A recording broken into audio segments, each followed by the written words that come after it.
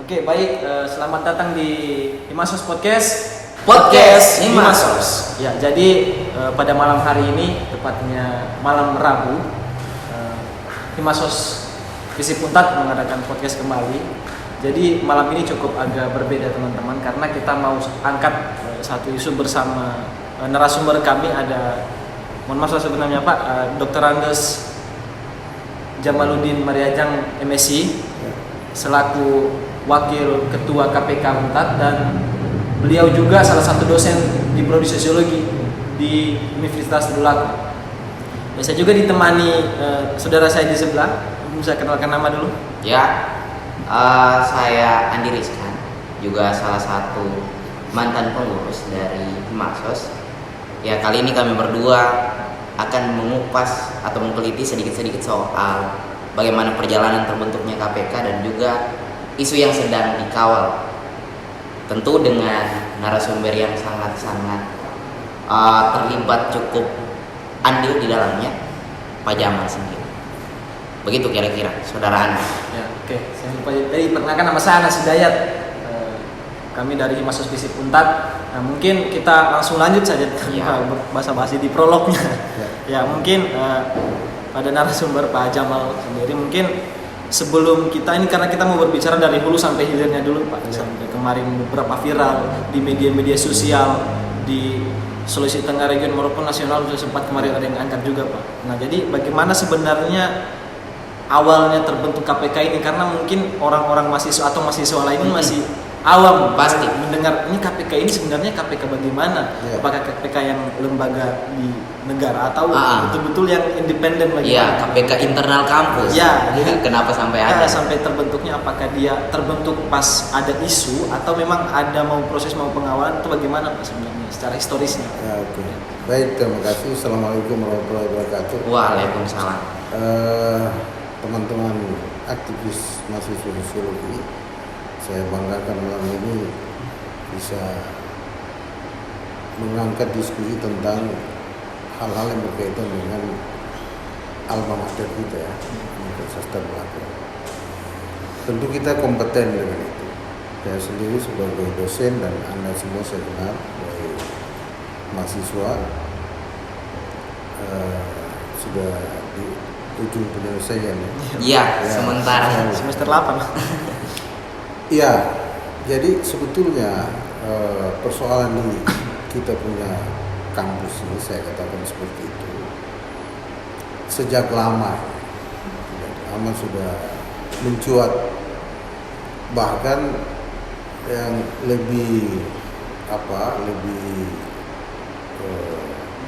hangat itu ketika ada beberapa orang mahasiswa yang terkena masalah perjokian atau apalah itu. Nilai mereka dirubah, kemudian ya ada yang berkaitan dengan UKT gitu yang pada akhirnya ditemukan bukti-bukti ada penyelewengan gitu. Dan itu justru data yang disampaikan oleh salah satu lembaga yang ada di universitas itu, Komisi Disiplin. Komdis itu Pak Muhammad Marzuki itu punya data yang kuat tentang penyimpangan yang terjadi dalam kaitan dengan UKT itu. Nah, di dalam sidang pengadilan itu bahkan rektor sendiri berkata kerugian yang dialami oleh UNTAD itu bukan hanya 3,5 miliar tapi 13 miliar. Wow, jumlah yang besar itu. Besar ya. Ini rektor yang ngomong di sidang, ini bukan sesuatu yang dikarang-karang. Iya. Dalam persidangan ada bukti-bukti itu.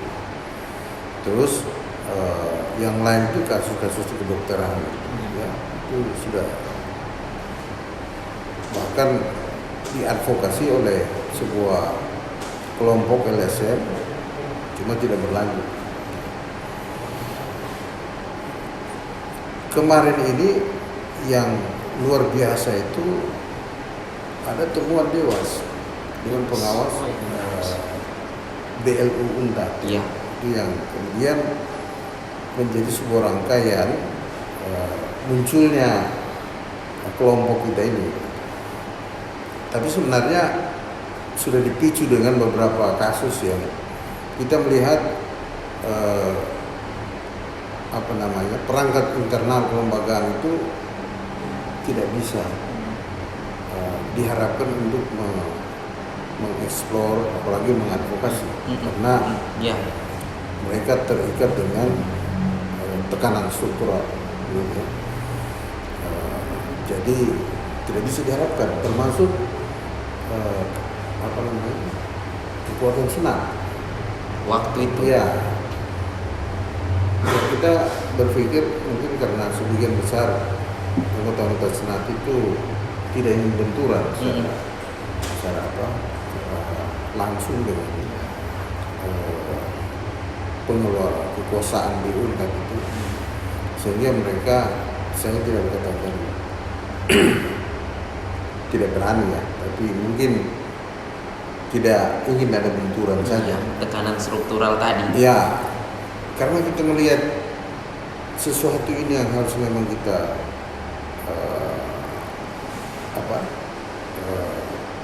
eksplorasi, dan kita harus menunjukkan keberpihakan kita terhadap persoalan-persoalan yang kita anggap ada penyimpangan di sana. Maka kita berpikir kita buat kelompok saja gitu. Kelompok yang 1-2 orang punya spirit untuk mengadvokasi ini dengan tidak punya pertimbangan apa-apa. Baik. Kita ini kan saya sudah 60 tahun. Iya. Nur Sanadi juga begitu. Apalagi Prof Jayani ketua kita. Tidak mungkin lagi ada jabatan apa. Jadi kita membentuk kelompok itu tidak punya pretensi apapun yang berkaitan dengan tawar-menawar jabatan. Betul-betul sesuatu yang memang kita lihat harus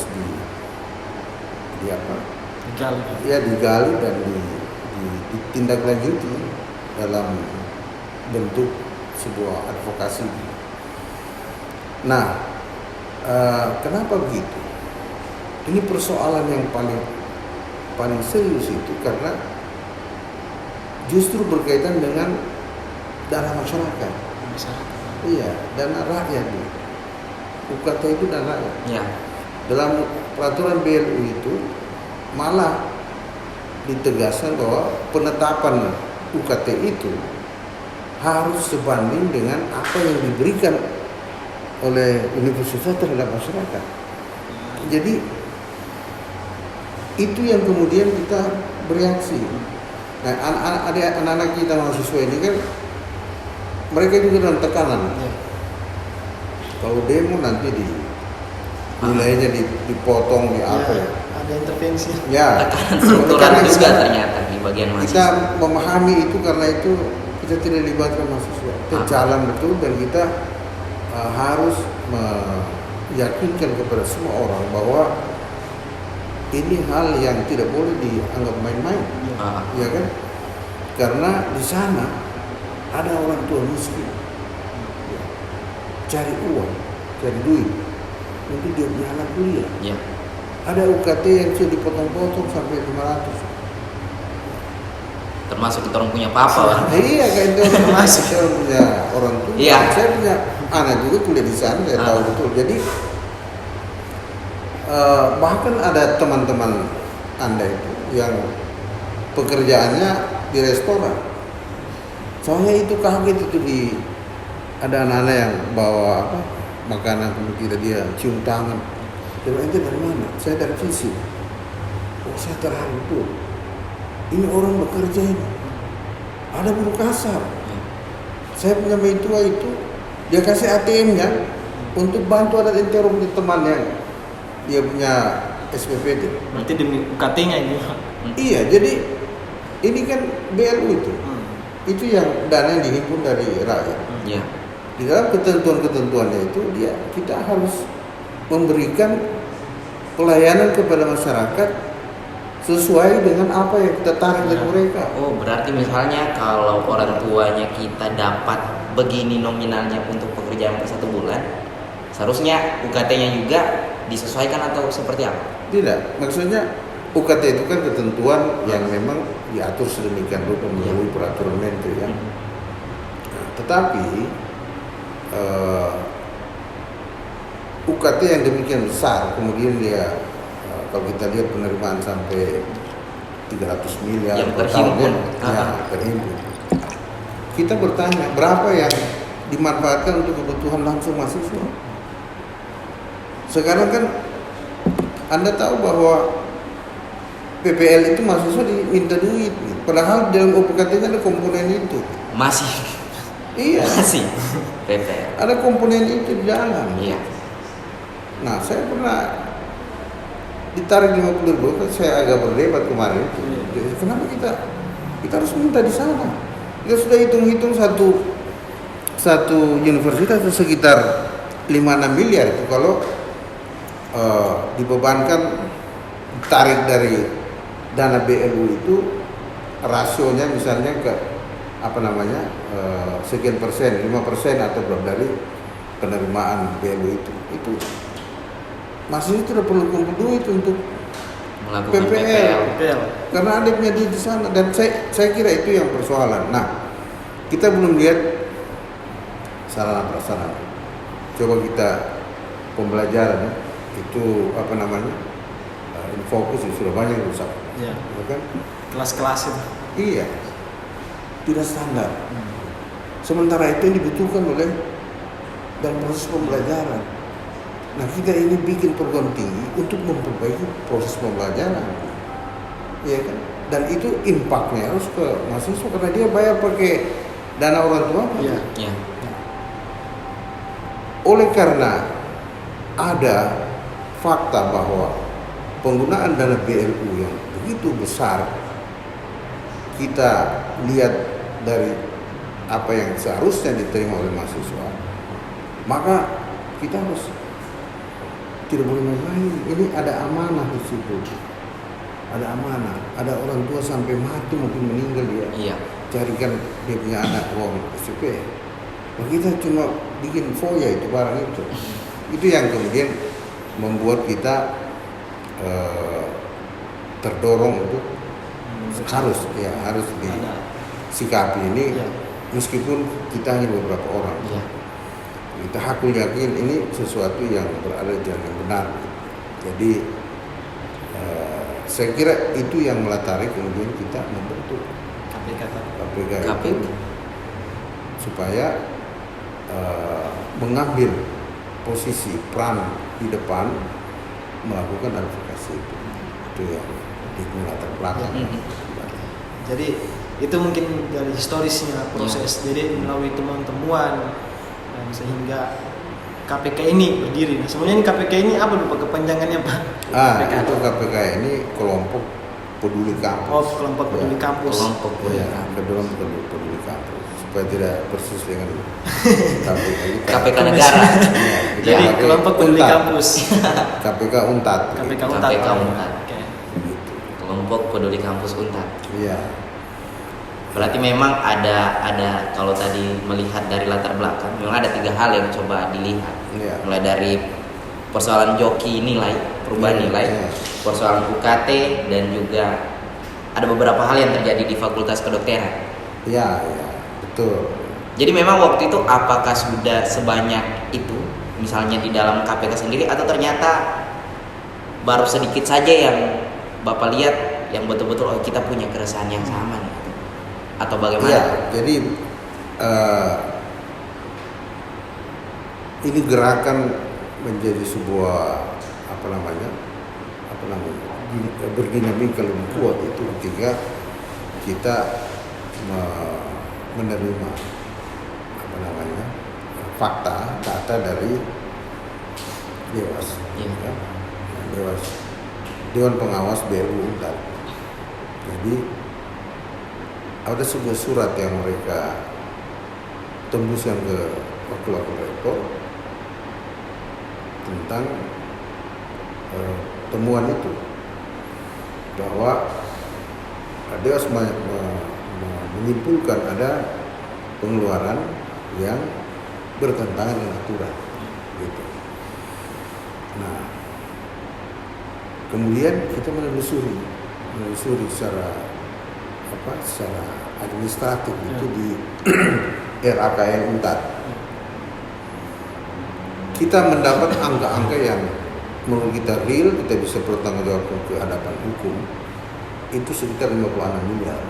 56 miliar. 56 miliar. Berarti di luar yang 13 miliar tadi. Di luar lah berarti 13 miliar ini. Wow. Iya. Biasa.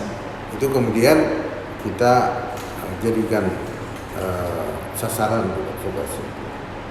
Ya, kita menyampaikan laporan itu ke lembaga-lembaga yang kita anggap berkaitan dengan proses itu ya, misalnya inspektorat, terus KPK sendiri di RI, BPK RI. Ya. Kemudian apa yang kita ragukan itu ternyata betul. Turun pemeriksa dari inspektorat Kemendikbud, BPK RI juga turun. Meskipun angkanya tidak sesuai yang kita asumsikan pertama dalam data-data yang kita dapat, tapi dengan nilai sekitar tagihan 12 miliar kalau saya dengar dari pejabat-pejabat yang terkait, itu menunjukkan memang ada persoalan. Nah, kalau ada persoalan itu, ini kan seperti Gunung Esen, ya. Kelihatan dia punya puncak, tapi di dalamnya besar sekali. Ada yang besar. Oleh karena itu kita harus terus karena ada sekitar 1-2 triliun mungkin ya, yang diterima selama ini dari BLU dari tahun 2012 gitu ya. Itu Wow. begitu besar nilai.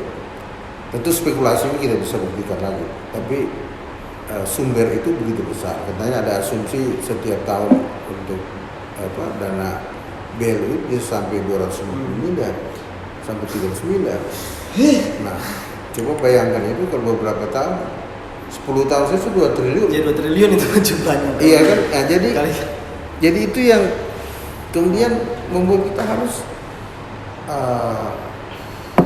telusuri, dan orang-orang yang melakukan sesuatu kesalahan harus bertanggung jawab di hadapan hukum. Seharusnya. Iya. Dan sewajibnya. Iya.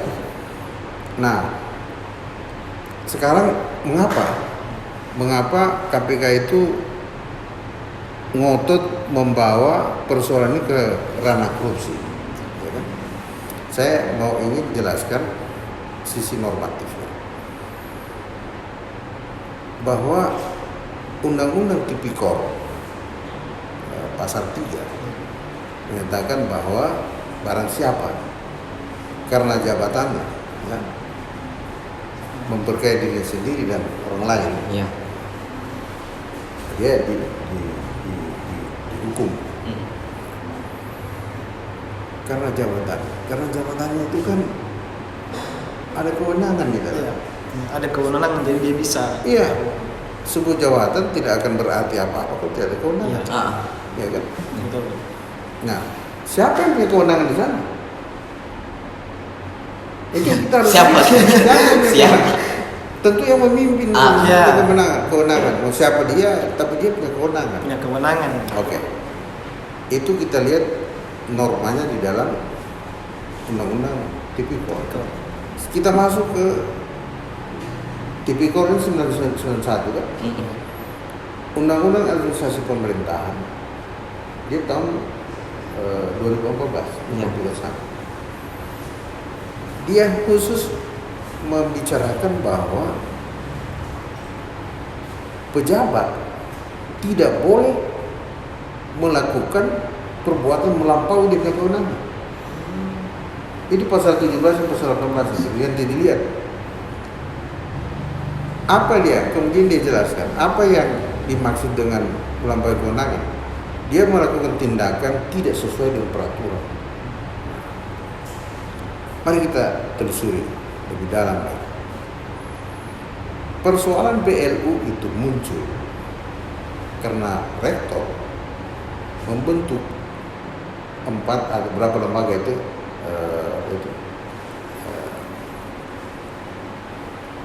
apa ya, guru besar itu ya, Ya.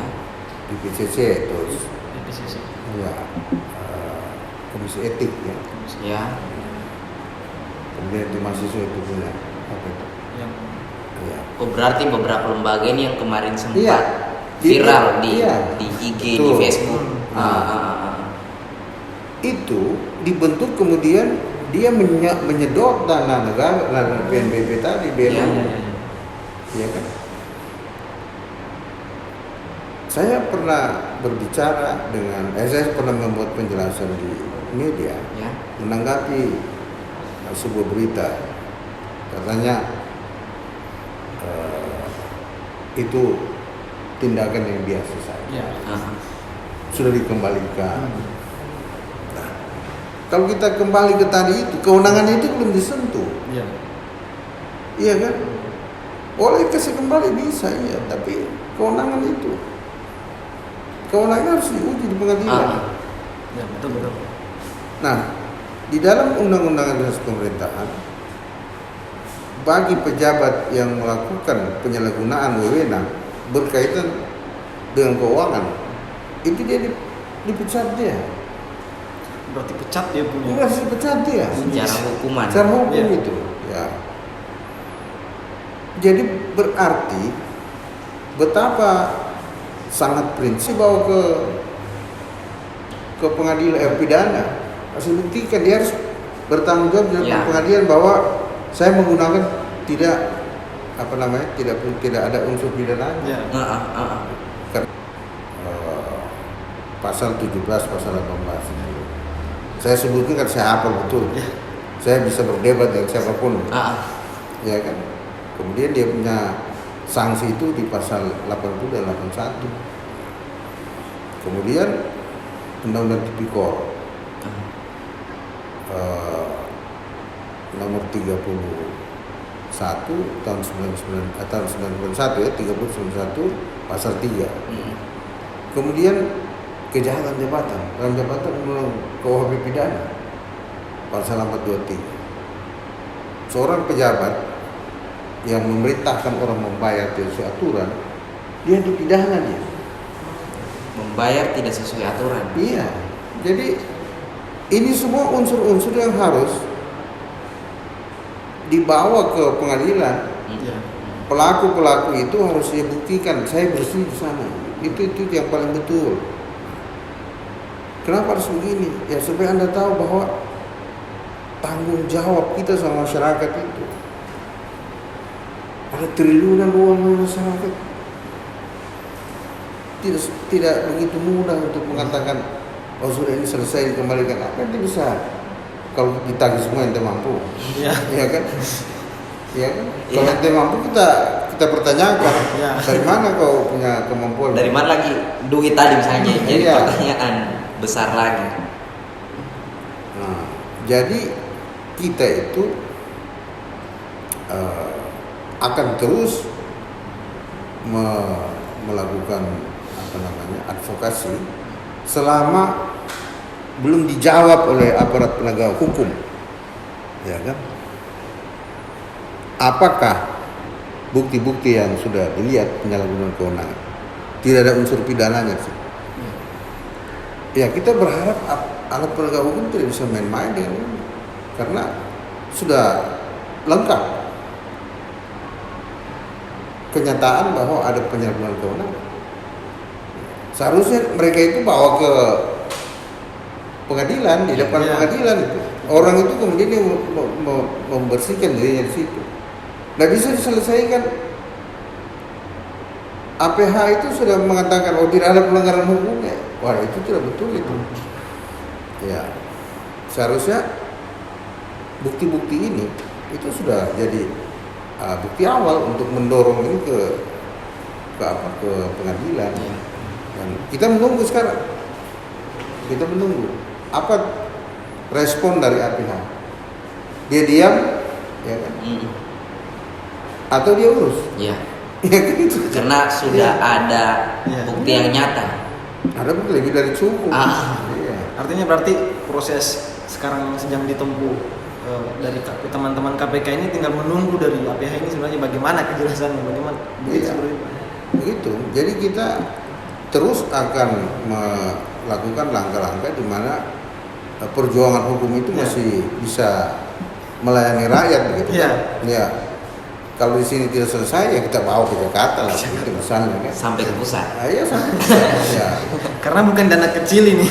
Ini Sampai betul, triliunan. ya. Itu bukan dana kecil Iya. ini. Kalau hanya 1-2 juta ya tidak ada masalah. Ini Iya. triliunan ini. Karena kalau kita sebagai mahasiswa kan bercermin ke orang tua kita yang mencari uang, orang tua itu udah tahu mau bagaimana. Pasti. Mau bagaimana uang, karena yang dia tahu hanya tiap semester anaknya biar Ah. kuliah. Nah sementara setelah orang tua susah cari payah cari uang, setelah dikasih ke Untat untuk bayar semester, ternyata disalahgunakan uangnya ini. Iya. Yang seharusnya untuk fasilitas tapi malah Saya sebagai pengajar, kita mensyaratkan mahasiswa menulis dengan beban dia harus punya buku 20. Saya bilang sama teman-teman, dari mana mahasiswa dapat buku itu? Coba kita lihat, kita punya dulu koleksi buku. Berapa dulu? Iya kan? Ini yang saya katakan, uang BLU itu pakai untuk beli koleksi kepustakaan yang ada di prodi, yang ada di mana, dan mahasiswa diajak untuk berdiskusi sehingga sumber pengetahuan itu benar-benar ada. Ya. Dan terasa sampai ke Iya, ini kita kan, objeknya. saya menguji, saya merasa apa itu, sebagai seorang pelaku pendidikan itu berdosa. Ada teman Anda itu, saya tanya, coba kau jelaskan teorinya Marx satu saja. Ya. Satu kata saja atau 2 kata yang paling banyak. Bingung dia.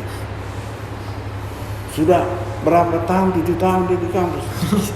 Ilmunya dia tidak kuasai, dia tidak tahu ilmunya. Apa dia jawab? Gemensa Benegeser. Aduh. Coba bayangkan bagaimana. Waduh. Saya berdiam saja, tapi saya beritahu sama teman-teman yang menguji. Ini kualitas kita mengajar. Tidak ada isi otaknya ini anak ini kita buat. Nah, apa dia punya rangkaian dari semua pertanyaan besar itu? Itu fasilitas pembelajaran. Ya kan? Ya. Dosen-dosen mungkin dia setelah selesai kuliah dia lupa teorinya. Ya kan? Ya. Ya, tentu kepustakaan akan mengingatkan dia. Nah, mahasiswa juga mulai melatih diri dalam riset-riset yang membuat dia punya keterampilan bisa dipakai di luar. Ya. Nah, sistem pembelajaran kita begitu amburadul. Ya, saya katakan ini agak kasar, tapi saya maksudkan itu bahwa tidak seimbang antara pelayanan kita terhadap mahasiswa, terhadap orang masyarakat Ya. yang berkaitan langsung dengan proses pembelajaran dibanding kita bangun fisik, ya kan, bangun indah. Tapi kalau kita Waduh. kita bandingkan dengan apa? Dengan Kualitas mahasiswa. ya, kualitas mahasiswa, koleksi perpustakaan kita Ya. Tidak sebanding. tidak sebanding. Oh, berarti memang seharusnya kalau menurut Bapak ada hal yang substantif yang harus diperbagus dulu. Iya, Mulai dari menurut saya kualitas sistem mahasiswa dan pembelajaran. Sistem pembelajaran ini yang berkaitan langsung dengan harapan orang tua. Iya, dan sumber-sumber bukan perpustakaan. bangunan. Ya. Ya kan? Artinya ini kuantitas lebih tinggi kan, tapi kualitas nol. Nah, Oke. oleh karena itu maka kita bereaksi. Iya. Karena ini barang ini tidak kelihatan wujudnya di kelas, maka kita bertanya nih, uang kemana semua begitu. Yang padahal Ya kan? sampai triliunan. Ya, itu kemana dia digunakan untuk apa? Dan terbukti bahwa hasil pemeriksaan nggak ada persoalan. Iya.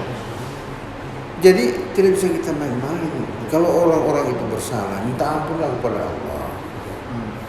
Dan serahkan dia punya diri ke depan hukum. Saya bersalah, saya minta maaf kepada masyarakat.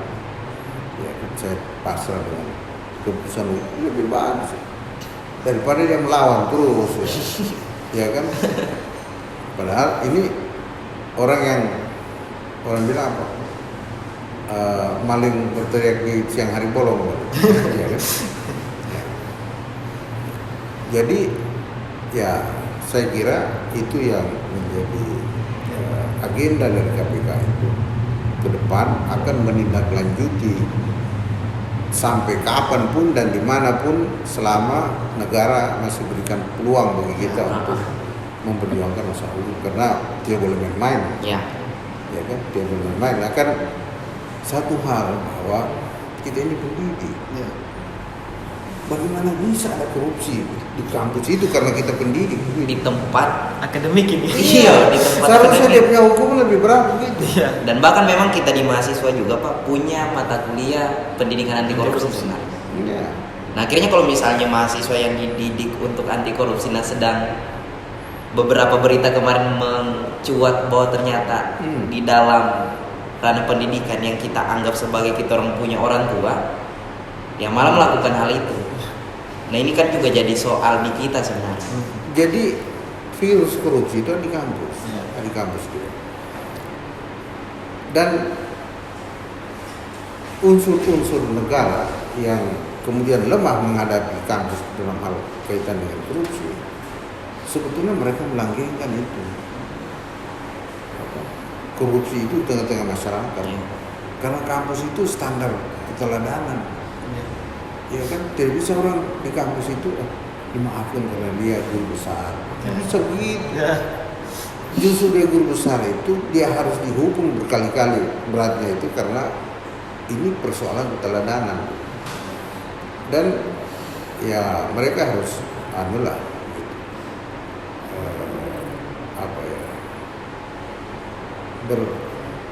mengoreksi diri. Karena kampus ini sebagai contoh juga karena rumah akademik yang betul-betul ilmiah. Iya. Jadi kita ketika terjadi pelanggaran seperti itu ya apalah daya masyarakat yang di luar sana menilainya seperti apa. Jadi ini memang betul-betul hal yang sampai sekarang ini belum bisa terpecahkan. Tempat pendidikan. Iya. Itu yang memang jadi kita juga harus mendidik masyarakat. Soal besar. Seorang yang diindikasikan bersalah, dia harus membuktikan di depan pengadilan dia tidak bersalah. Tidak bisa selesai belum sampai di pengadilan, belum diuji sudah selesai. Tidak ada. Iya, bila perlu sebenarnya debat argumen kalau misalnya tidak benar dari data-data yang sudah ada. Ya. Kita kan menyurat ke kejaksaan. Sempat menyurat juga dari KPK. Kita bertanya, ini ada unsur pidananya atau tidak? Yang dulu tidak jawab. Entah kenapa dia tidak menjawab. Saya juga heran. Padahal dalam etika kejaksaan, kalau masyarakat berkonsultasi dengan hukum, orang harus respon, mereka harus tanggapi. Nah ini alhamdulillah dia tanggapi. Nah, tapi kemudian kita harus beri anu juga pada dia.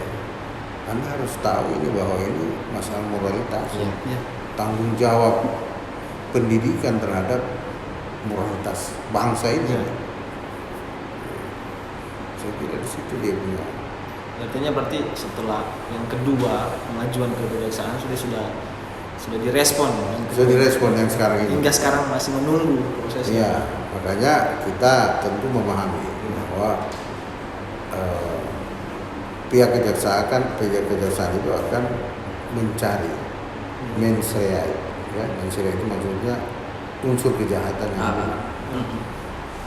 Tetapi tidak boleh berhenti di situ karena ini sudah ada bukti-bukti yang cukup untuk dipersangkakan. Ya. Kita tidak ingin memaksa kejaksaan, tapi seharusnya bukti-bukti yang ada itu sudah tidak merugikan lagi untuk orang diajak dia bertanggung jawab di depan pengadilan. Ya kan? Jangan kejaksaan yang meloloskan orang dari jebakan hukum. Ya, seharusnya. Itu tidak boleh begitu. Sebagai APH. Ya, APH dia harus bawa ke sana, di sana itu. Kalau hakim bilang si A ini tidak bersalah, tentu masyarakat akan terima. Iya. Iya.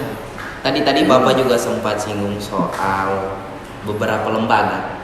Nah, memang kemarin yang sempat tersebar di media sosial itu kan yang paling ramai soal ada begitu lembaga buatan katanya yang memang menjadi instrumen penarik uang BLU sebanyak-banyaknya, dan ternyata proses pertanggungjawabannya itu tidak benar dan mungkin bisa saja dipalsukan. Nah, memang itu akan menjadi pertanyaan kita semua, Pak. Karena ya lagi-lagi persoalan kasus ini informasinya sangat-sangat minim bagi beberapa mahasiswa dan mungkin masyarakat. Nah, apakah soal lembaga itu benar adanya atau memang ternyata proses korupsi yang dilakukan itu bukan yang itu sebenarnya? Ya, kalau yang kita berkaitan dengan kewenangan itu tidak dibenarkan karena tidak ada dalam struktur organisasi tata kerja. Masalah yang saya contohkan komisi etik, terus PCC, DEPSA. Nah, ini lembaga-lembaga kemudian dia menyedot dana dari BL, bukan menarik dari luar. Karena untuk mengaktifkan kegiatan di situ dengan alasan mahasiswa akan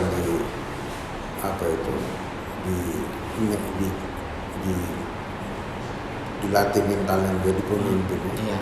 Seperti Anti radikal. Cali. Anti radikal. Iya. Seperti itu orang perguruan silat Chandra di muka itu. Chandra.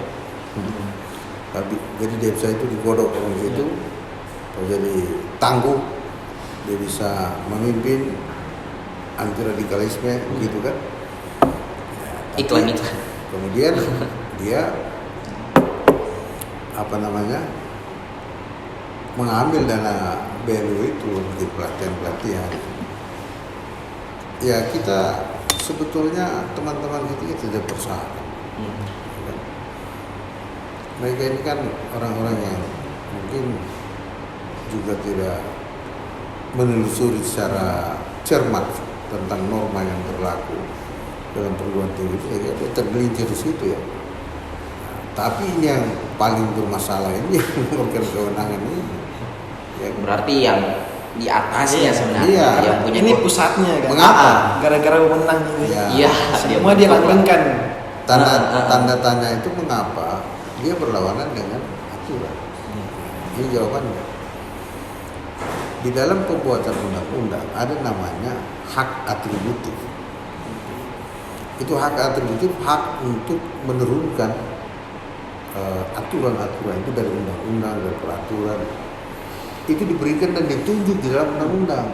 Misalnya undang-undang tertentu mengatur kalau dia punya peraturan di bawah dikeluarkan oleh menteri. Menteri juga mengatur kalau peraturan misalnya dikeluarkan oleh rektor. Ini tidak disebut itu. Jadi tidak ada hak atributif oleh rektor untuk membentuk apapun yang berkaitan dengan lembaga. Ya. Karena lembaga-lembaga ini dibentuk oleh SK peraturan menteri. Itu dia punya kaitan dengan kewenangan penyalahgunaan kewenangan.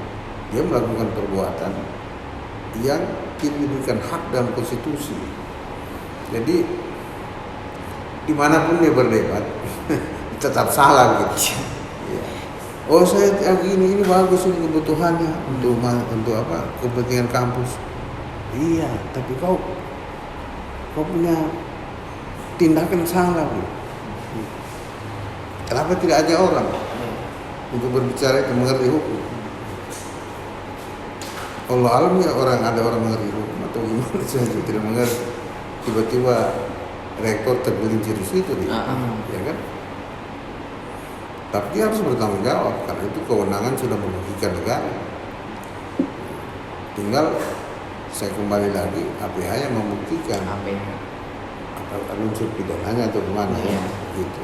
Itu yang saya kira. Beberapa bukti yang ada. Ya. Memang cukup terkonsolidasi dengan baik. Artinya ini kalau mencuat ini hasil dari ini, wah, karena Universitas Tadulako ini kampus ya bisa dibilang kampus terbesar juga di Sulawesi Tengah. Iya. Iya. Dan seharusnya jadi contoh. Jadi contoh yang baik karena dari Iya. beberapa kampus. Apalagi ini kan berkaitan dengan perilaku. ya Harus betul-betul kita tidak bisa main-main. Dunia pendidikan itu memberikan keteladanan untuk segala hal. Iya. Kalau sampai itu sudah dilanggar, maka tentu aspek-aspek moralitasnya sudah hancur di perguruan tinggi. turun semua sudah kan. Iya. Dan kita itu siap kapanpun dihadapkan dengan persoalan itu sih. Karena bagi kita ini jalan harus diberikan pencerahan supaya orang-orang yang mungkin akan datang tidak akan bergelincir lagi. Ya. Dan KPK itu mengharapkan kepemimpinan baru supaya kebijakan pengelolaan value harus lebih besar diorientasikan dalam peningkatan kualitas pembelajaran. Kita cukup merasakan teman-teman mahasiswa kita ini di akhir mereka menulis itu kasihan betul ya. Karena kan Anda punya teman-teman di medsos kemarin itu banyak masalah dalam penulisan, apalagi yang sama sekali tidak pernah aktif di dalam dia. Ya. Jadi memang Ya terus pembelajaran itu yang Ya. kita inginkan. Jadi memang ini sudah menjadi, bahkan kalian saya sempat jalan-jalan juga ini di beberapa masyarakat di luar ini sudah menjadi buah bibir mereka juga tentang korupsi kampus. Orang-orang tua juga mereka yang, karena kan orang tua sekarang sudah di media sosial Ya, semua sudah aktif semua. Jadi mereka lihat di media bagaimana ini, anakku di sana ini bagaimana ini, kenapa ini Iya. kampusnya ini korupsi. Nah sebenarnya untuk menghindari seperti itu, karena kita tahu bersama kan Untat ini ya salah satu kampus terbesar di Sulawesi Tengah. Jadi Iya. cerminannya kampus yang sangat terbaik ini, masa dalamnya ini triliunan bahkan berbiliaran-biliaran ini sangat luar biasa nih kalau mencuat ini kalau kita punya kalau betul-betul pimpinan. semoga saja prosesnya ini ya, ini harapan saja sih. Amin. harapan dari KPK untuk di proses sekarang ini bagaimana Pak? Ya, kalau kita ini kan inginkan supaya apapun yang berakibat dengan proses hukum ini, dia harus diuji ujungnya di pengadilan. Ya, Itu kita berharap begitu. itu. Tidak boleh ada permainan-permainan yang kemudian tengah jalan dia tiba-tiba tidak ada dia punya bukti pidana. Iya. Itu kan spekulasi namanya, Iya. ya kan? Spekulasi. Menurut kita keputusan apakah orang bertindak salah atau tidak itu pengadilan. Ya. Apalagi bukti-buktinya sudah jelas begitu. Jadi ya kita akan berproses terus sampai kita bisa membawa siapapun yang berada di belakang dari semua persoalan itu. Oke, baik. Artinya kita ini di lautan fakta sudah ini, karena bukti apa semuanya sudah terkumpul, ini sudah real, ini bukan bicara fiktif lagi. Tersebar di media bahkan. Ini sudah tersebar di media. Artinya ini memang harus betul-betul dituntaskan, karena ya kedepannya kasihan nanti mahasiswa-mahasiswa baru yang mau masuk di Universitas Dolako, nama Untat akan tercoreng dengan adanya korupsi ini. Makanya ini harus betul-betul dituntaskan. Semoga saja sih ABH ini di pengadilan nanti diproses dengan secara baik dan mendapatkan hukuman. Amin. Si pelakunya. Amin. Ya, memang harus begitu. Bagaimana mungkin ada sebuah kesalahan besar terus tidak ada, tidak ada yang hanya pengembalian Iya. saja. Tidak ada. Ya, ya. Ini juga yang sempat menjadi buah bibir. Kan ternyata dalam proses pengadvokasian itu terdapat banyak kendala dari pihak KPK tersendiri. Kan kemarin sempat viral soal rumah dilempar, Ya. teror dan beberapa berita-berita di media sosial yang coba saling menjatuhkan amal Iya. Kira-kira apakah itu juga menurut Bapak dikonsolidasikan atau memang ternyata ya ini siap kita orang tempuh? Ya sebetulnya memang kita sudah menempuh jalur-jalur hukum untuk memberikan efek jerah kepada orang-orang yang suka memfitnah gitu, tidak jelas gitu. Pakai akun bodong. Dan bahkan sampai rumah dilempar, Pak. Iya. Iya, bagaimana kira-kira kendala itu? Itu kan kontra logika berlawanan. Maksudnya begini, tiba-tiba ada sesuatu yang ingin mengungkap hal yang baik, tapi ada orang-orang menyerang orang-orang itu yang mengungkap kejahatan itu kan berlawanan dengan logika. Coba mengkonter mereka itu. Iya, seharusnya dia dukung. Tapi kalau dia bereaksi, maka itu berarti apa yang kita perjuangkan ternyata betul. Ya kan, karena orang-orang yang mungkin itu merasa tidak aman gitu, dia coba menekan kita gitu. Padahal ini perbuatan yang sungguh-sungguh, ya kalau orang Arab bilang majhul begitu, apa namanya, bahlul begitu. Bahlul. Semakin ada reaksi begitu yang tidak jelas, Ini makin nampak sebenarnya. Semakin nampak. Iya, secara logika sederhana. Iya, karena ini kan semua tidak mungkin berdiri sendiri. Iya. Tiba-tiba kita Nur sengaja bicara soal ini terus saya masih aman kan, bukan di luar kampus, bukan di dalam kampus, saya punya rumah kan. Rumah dilempari batu. Waduh. Itu ada kaitannya dengan persoalan-persoalan yang sedang diadvokasi oleh KPK itu, anggota KPK itu. Karena kalau benar mereka merasa benar, ya ngapain mereka coba mengkonter? Itu Justru dia. mereka balik lagi. Tapi ini mereka coba meneror, justru makin nampak lah kejahatan mereka. Iya, kalau kita ini kan serba ya, dikasih keluar usus. Ya. Iya. Itu masuk di kita punya WA gitu. Ngeri. Ayo kita kasih keluar kau punya usus. Teror berarti, Pak. Itulah. Jadi saya itu malah menyikapinya dengan lucu begitu. Ya kan? Saya ada hubungan apa nih? Ya kan? Tidak dikenal siapa ini. Gitu. Mungkin kalau kita pernah bersama sama orang, atau minimal kita konflik, ya kan, dia berikan ancaman. Tapi orang yang tentu laki-laki gitu kan. Ya, jelas. Tapi kalau tidak jelas ya punya ancaman seperti apa gitu.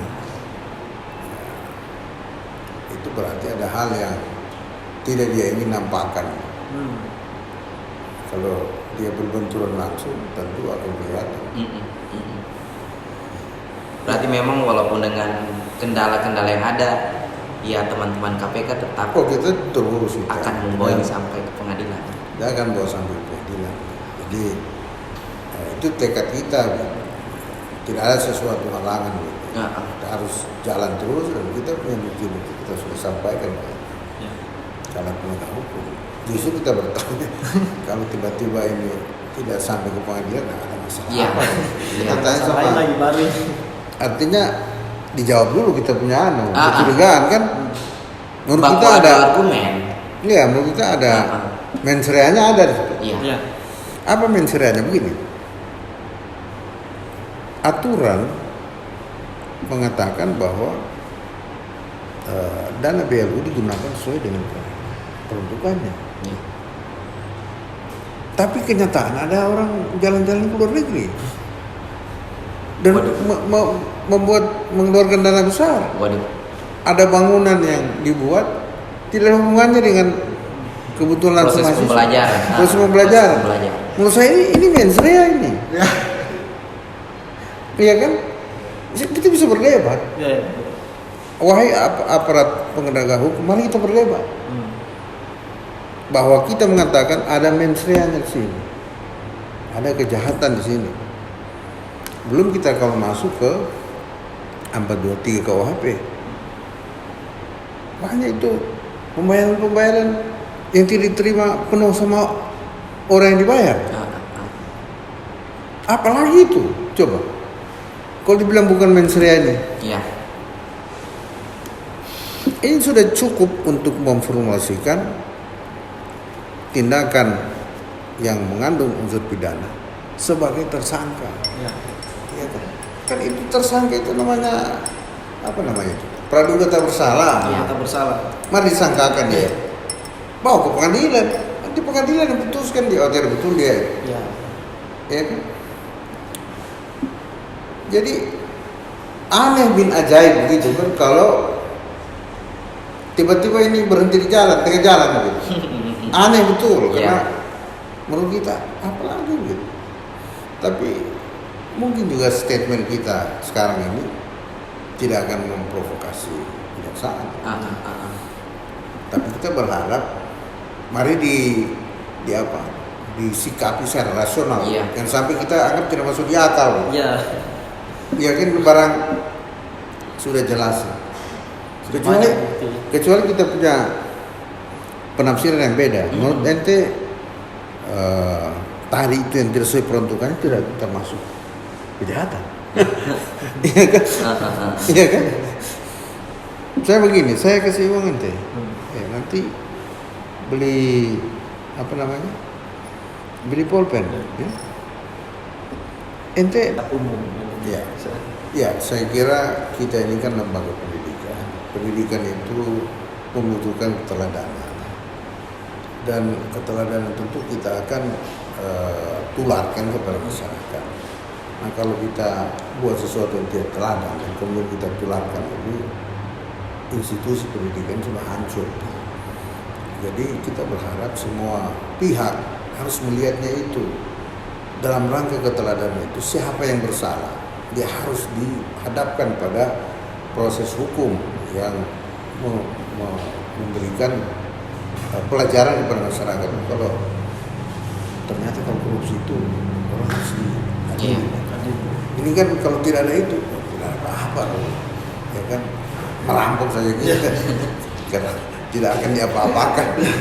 Ya, saya kira itu. Oke, baik. Terima kasih Bapak Dr. Andes Jamal Mardhani MSI. Mungkin sudah sempat meluangkan waktunya. Minta maaf juga kami sempat tahu kami mengganggu waktunya, ada pemimpin lain, Pak. Jadi terima kasih sudah mau menyempatkan hadir di podcast Simasos. Jadi cukup sekian. Saya Anas Hidayat Dan saya Andi Rizkan. Kami pamit undur diri dan bertemu lagi di podcast Simasos selanjutnya. Oke. Assalamualaikum warahmatullahi wabarakatuh dan salam Game Insaf. Salam.